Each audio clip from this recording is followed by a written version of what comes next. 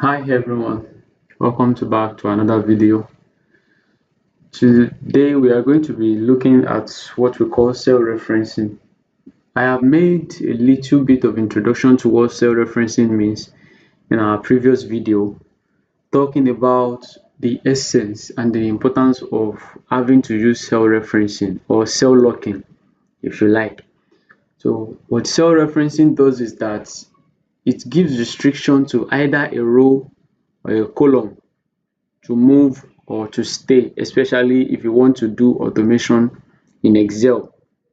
That is what cell referencing does. And I said we have three types of cell referencing. We have the relative cell referencing, we have the absolute cell referencing, and then we also have the mixed cell referencing. The most commonly used cell reference is relative cell reference. And by using relative cell reference means whenever you are using a cell name, you're using a cell name to perform a mathematical function in Excel instead of you using the cell content itself to perform a mathematical function in Excel. That is what cell referencing does. And by the way of explanation, we can say that cell referencing, whenever, let's say we have in a cell like this, we have 2, and then another cell we have 3. And then we want to make a mathematical function, or let's say an addition of these two cells. We know that this is 2 and then this is 3, and if we add 2 plus 3 together, it's going to give us 5. So let's quickly do that. I'll say equals to 2 plus 3 is going to give me 5.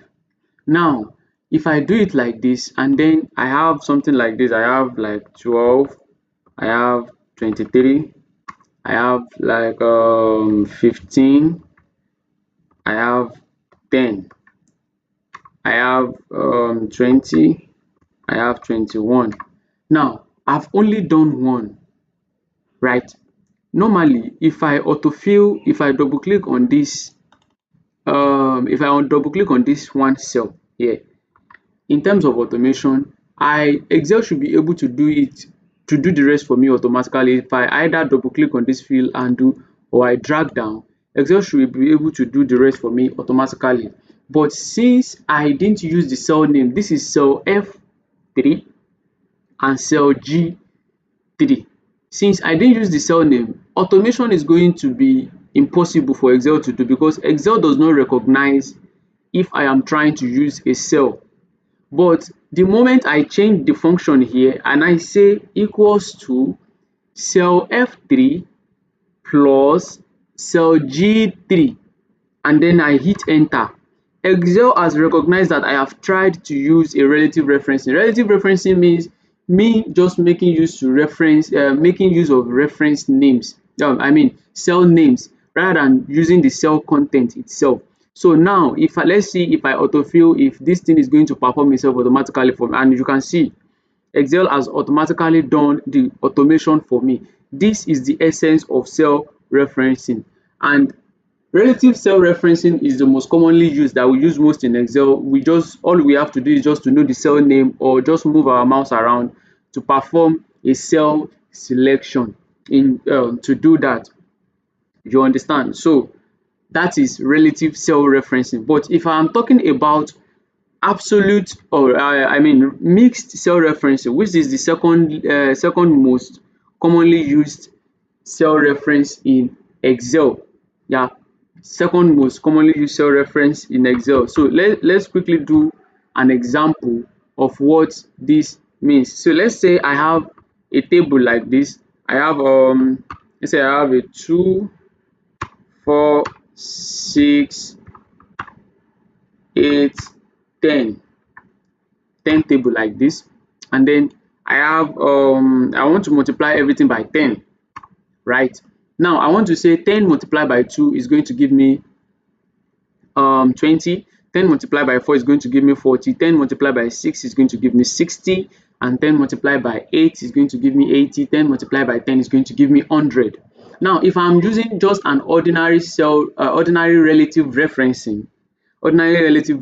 referencing, This is going to happen, it's going to work for the first reference that I'm for the first mathematical function that I'm going to perform, that is 10 multiply by 2, that is cell H2 multiplied by cell G3. If I perform this, Excel is going to do it for me. But if I try to autofill down, you will see that Excel keeps simultaneously multiplying this by the next result, by the next result, by the next result. Instead of me to have 10 multiplied by 4 giving me 40, Excel is saying 20 multiplied, because this 10 is moving down.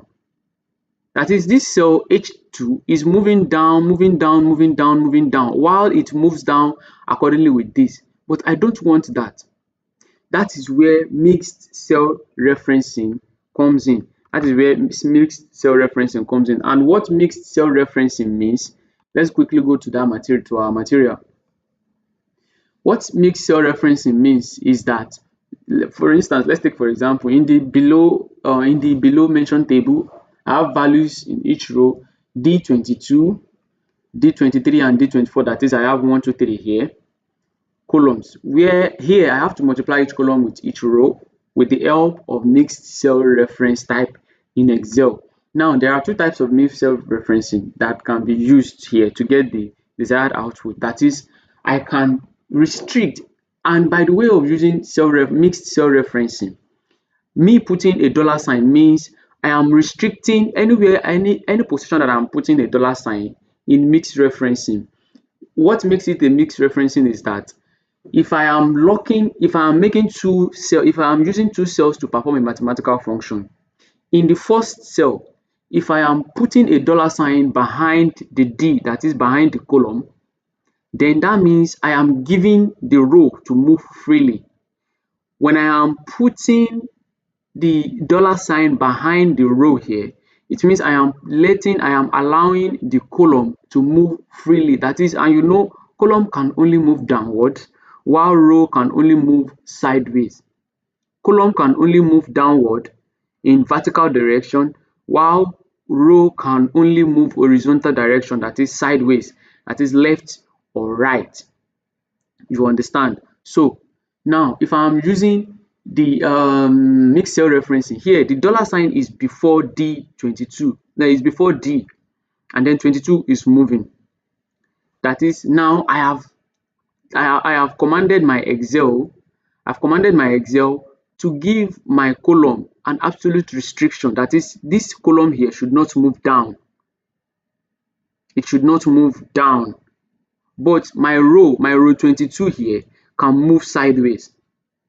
And then equally here, I have told Excel that my column E, that is my column E, can move freely, while my row 21, this my row 21 here, cannot move freely sideways or downwards. That is what mixed referencing does. Now, when you copy the formula to the right side, the reference will not change because it is locked. When you copy it down, the row number will change because it is not locked. That is what mixed referencing is all about. Now, let's go and make a practical of this and see how it works from our example here before we start attempting our exercises. So let's make use of mixed referencing here. I will say equals to cell 10, that is cell H2, multiply by, because I want to use my H2 to multiply every one of these guys here, multiply by cell G3.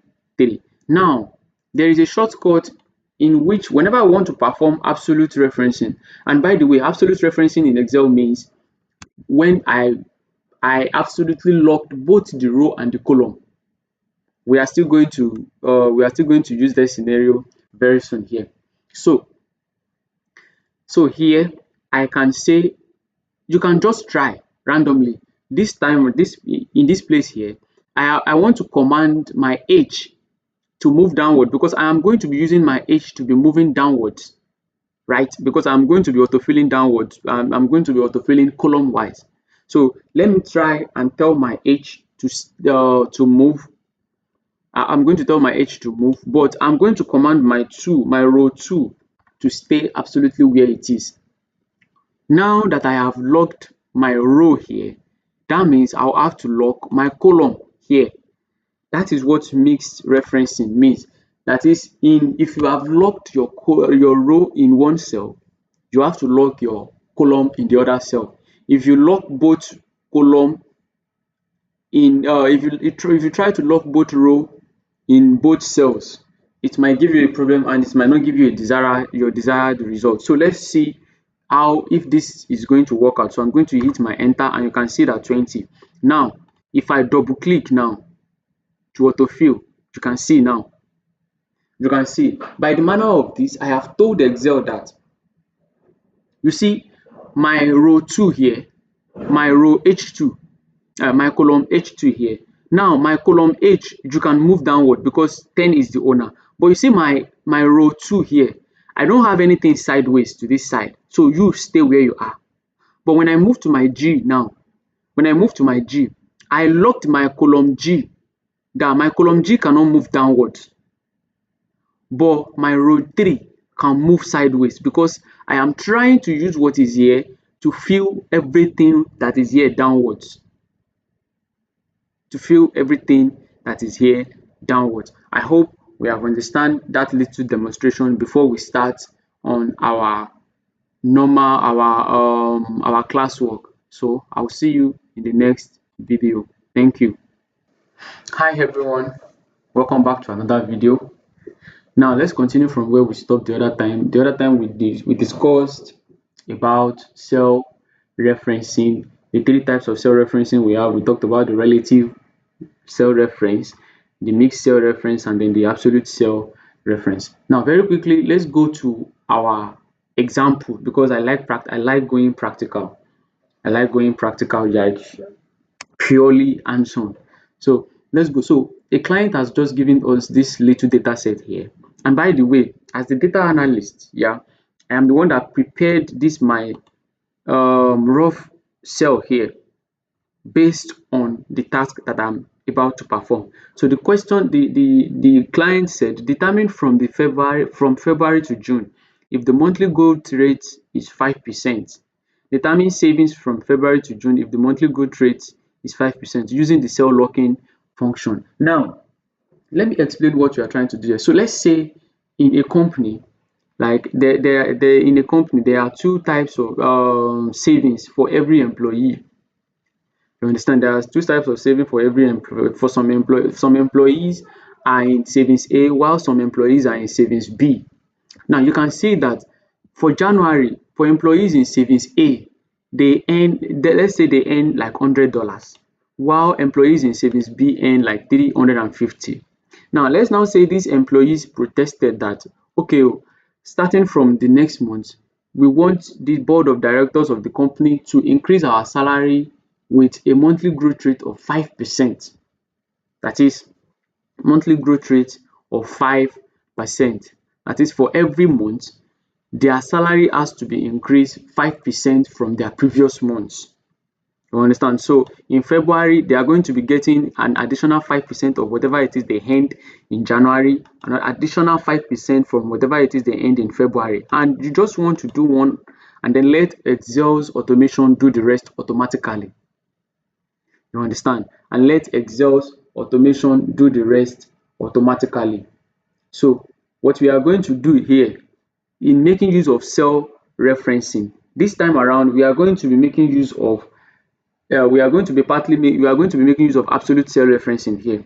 I didn't really give much explanation on that because this one is better practicalized, right? So what I'm going to do now is I have prepared this cell here. I know from my client's request that I'm going to be increasing each savings by 5% for each month. So I am the one that just wrote this 5% here because I want to make reference to this particular cell of 5%. And of course, you know that 5% is the same thing as 0.05 mathematically, right? So let's just put that at the back of our mind. So what I'm going to do here is that, and if I'm going to perform this function, you know that I will first of all have to calculate the 5% of 100 and also the 5% of 350.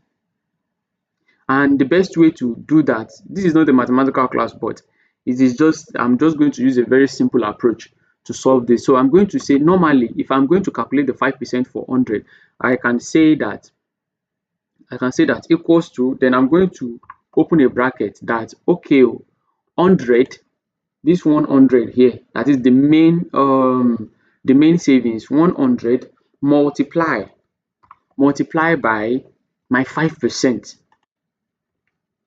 Then I'll close bracket. This right here is my 5% on its own. The 5% of 100. If I hit enter on this, I'm going to be getting the 5% of my 100. So if I hit enter, which means 5% of 100 is 5. Now I can use this 5 to add to this 100 for me to get for my February. But I want to do it in such a way that I don't want to do all these calculations separately. I just want to do it directly. So I'm going to come to where I am going to get my answer. So I'm going to say equals to, then I'm going to say open bracket, that is open bracket, my main savings, which is $100 multiply by my 5% here that I did here, and my 5% here. Now, one thing that I want us to note about this 5% here is that it is a standalone cell. It is a cell that is standing alone. And whenever you are making reference to a cell that is standing alone like this, you need to lock it absolutely. Standing alone in the sense that if you look at up top, there is nothing coming up top for this cell. There is nothing on the left hand side. There is nothing on the right hand side. And at the same time, there is nothing downward, which means this cell is standing alone. And if you want to effectively perform an automation for a kind of cell like this, because you want to autofill the rest, you don't want to be doing it one by one, but what if you have about 200,000 data set? So that is why I am going to be using, there is a shortcut for locking a cell absolutely. That is, if I'm locking a cell absolutely, I am going to be locking both the column, that is the L, and I'm also going to be locking both the row too, because there is nothing beside them.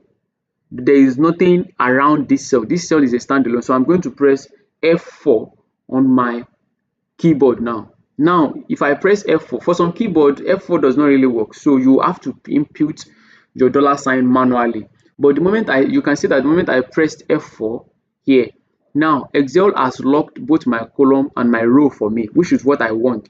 Then I'm going to close this bracket. Now, this is my 5%, right? This is my 5%, but the computation is not yet done. I still have to add whatever it is whatever is the result of this. I have to add it to the original money for me to know what what people in savings A are going to earn for the month of February. So I'm going to say plus I'll go back again and select my savings A now, then plus my savings A again. You understand? And then I will hit enter. This is a simple mathematical function. Now, if I autofill on this, you can see that Excel has automatically performed the rest for me, which means for people that earns 105 or 100 in January, they'll be earning, and they have the 5% increment to their savings. So they are going to be earning 105 in February, 110 in March, 116 in April, 122 in May, and 128 in June. You get? So this is how absolute cell referencing works. That is, I have locked my cell, my reference cell, I have locked it absolutely because there is nothing sideways with it. Now that I have done this automatically, let me see, instead of having to do savings B, having to compute savings B right from the beginning again, let me see if I also autofill to the side, whether Excel is going to do that for me. So let me double click on it or select everything, and then let me drag to the side. Let me see if Excel is going to perform that function for me. And you can see Excel automatically performs for savings B for me. This is the beauty of Excel automation. Even if the data set is a very large one, you can freely, in as much as you are getting your first cell correctly, the rest is going to be automated by Excel. I hope we understand this. So let's go to problem 1B. Determine the cost of goods sold from 2017 to 2020 if the projected cost of goods sold annual decrease is 10% using the cell locking function.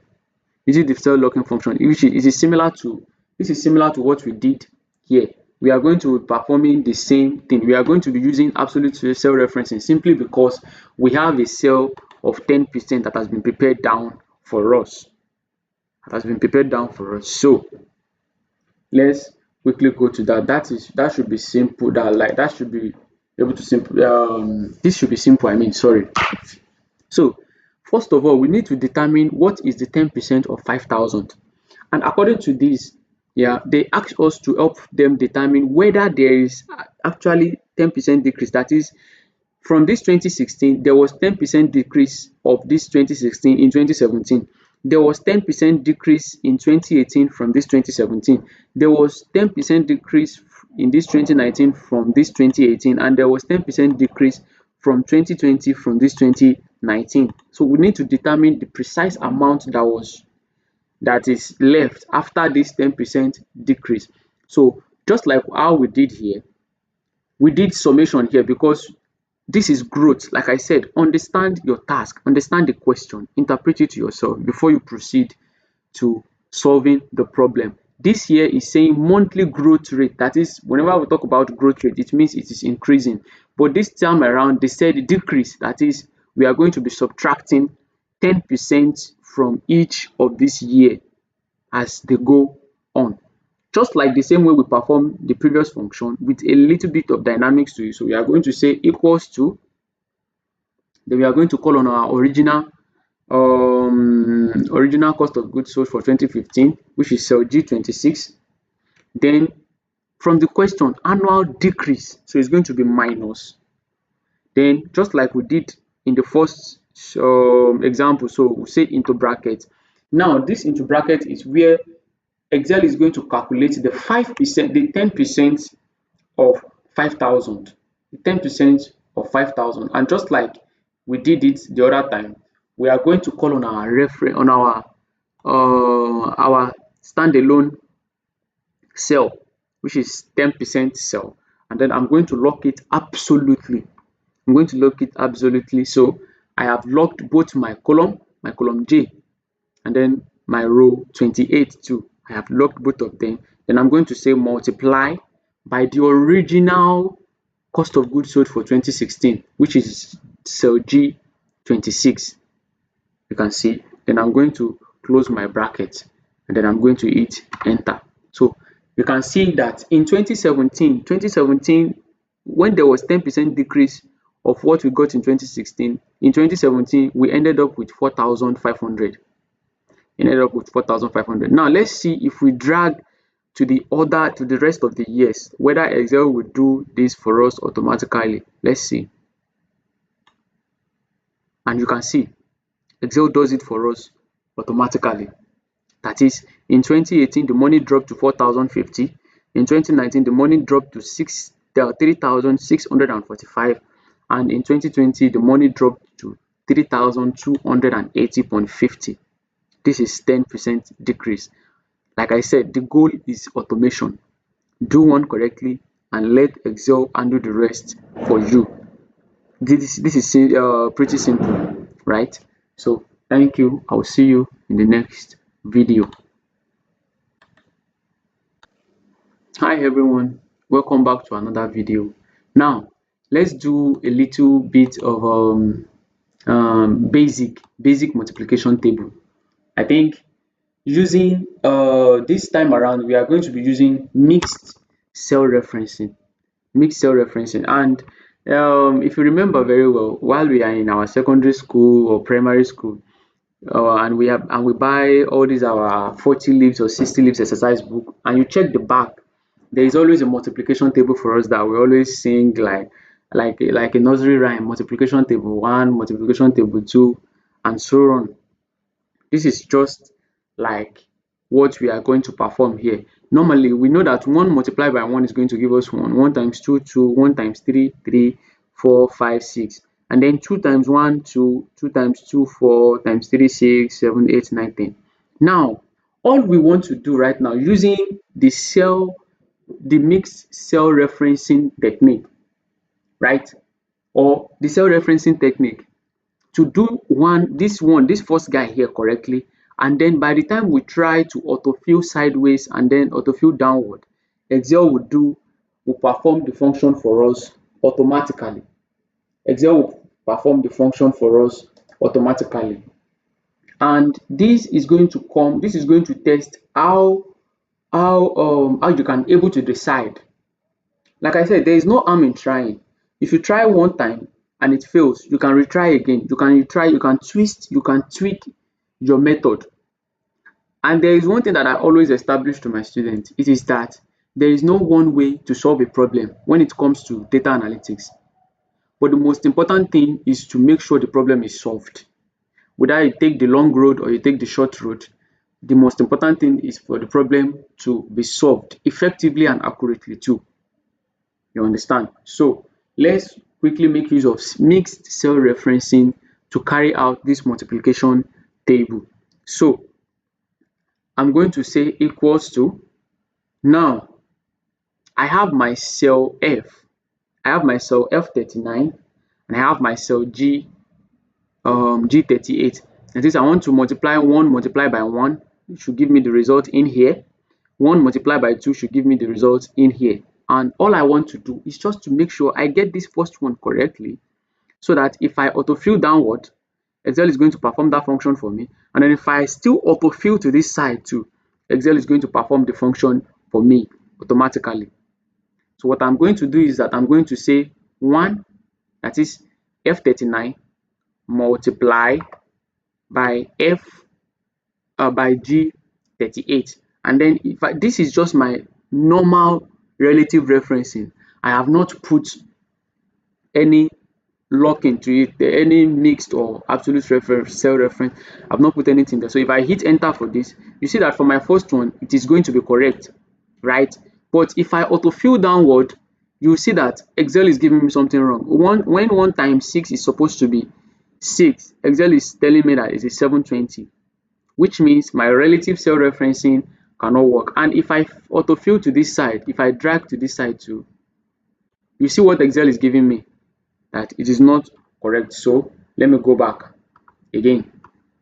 So I'll go back to this my first cell. So let me add a mixed cell referencing to it. So I'm going to say again my F39 multiply by my G38. Now if I decide to lock my column here, that is my column F, and I am leaving 39 to roam freely, that means I am going to be leaving my column G to move downwards, or to move downwards, while my row 38 should be strictly restricted for movement. That is, I want to autofill downward, and then I don't want to allow Excel to move this row 38 here to move to this side here. So what I'm going to do is I'm going to insert a dollar sign behind this, behind my column here. That is, I am restricting the movement of my column F from moving downwards, but I am allowing my row 39 to move sideways. Then since I have restrict my column here, that means I'm going to be restricting my row here. I'm going to be restricting my row here by adding a dollar sign, and then if I hit my enter, you see the first one is always correct. But let's now see if we autofill downward, if Excel is going to hear our command. So I'm going to double click down, and then you can see that it works perfectly well.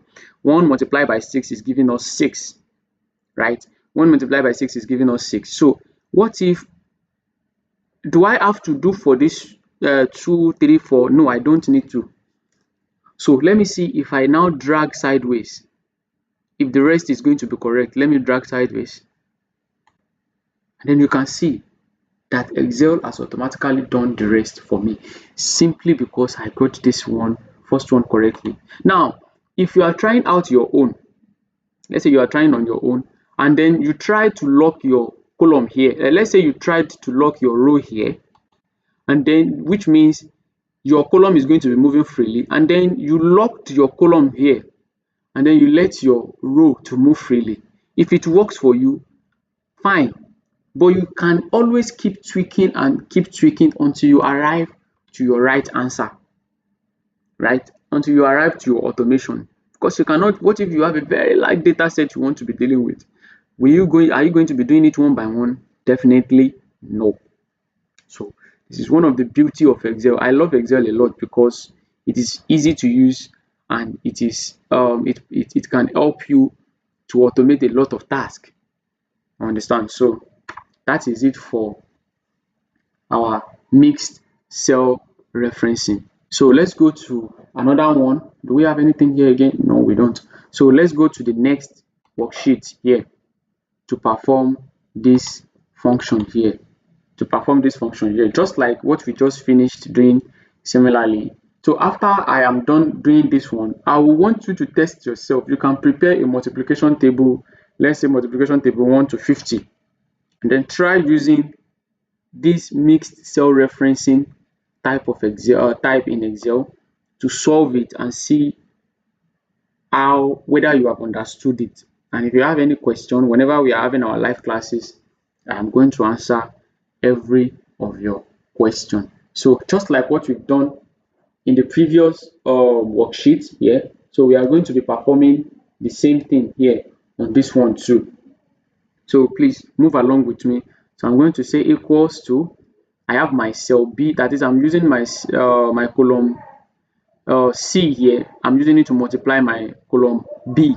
So I'm going to say cell B5 multiply by cell C4, and then I can use my discretion. I can decide to lock my column here, that is put a dollar sign behind this place, and then since I have locked my column B, and I've allowed my row 5 to move freely, that means I am going to be restricting my row 4 here while my column moves freely. If you lock both column and row together, it means you are using absolute cell referencing. To understand, you are using absolute cell referencing, just like we did when we calculated the savings in our previous examples. So if I hit enter here, let me see. So you can see that, like I said, the first one is always correct. It's going to give you the impression that yeah, everything is going on well, until everything is not going on well. So if it's not going on well, you can retry again and again and again. So let me see if I autofill, if Excel is going to obey my command. Yes, Excel obeyed my command to work for me. So 1 multiplied by 15 is giving me 15. So if I don't want to do, I can't be doing for 2, 3, 4. It's going to waste my time a lot. And being smart, working smartly is one of the things that is going to give you an edge as an analyst, right? So let me just drag sideways now and see if it is going to work for me. So let's see, and very well, it worked. 15 multiplied by 15 is going to give us 2, 2, 5. 2, 2, 5. All I have to do is to do my first one here correctly, and allow Excel to do the rest for me. So this is what we call cell referencing. And don't forget I said we have 3 types of cell referencing: the relative cell referencing, which is the one that doesn't have any dollar sign per se, where both row and column are given the free movement. There is no restriction for them to move. Then the second type we have is the absolute cell referencing, where we are restricting both the row and the column from moving. That is, we are locking them absolutely by using our F4 shortcut on our keyboard. And then we have the third type, which is the mixed referencing, which we just perform here. That is, if you are making use of 2 cells to perform a mathematical function, when you are locking a row in the first cell, that means you are going to be locking the column in the second cell. And if you are locking the column in the first cell, that means you are going to be locking the row in the second cell. So that is it for cell referencing. Thank you very much. I'm going to see you in the next video. Hi everyone.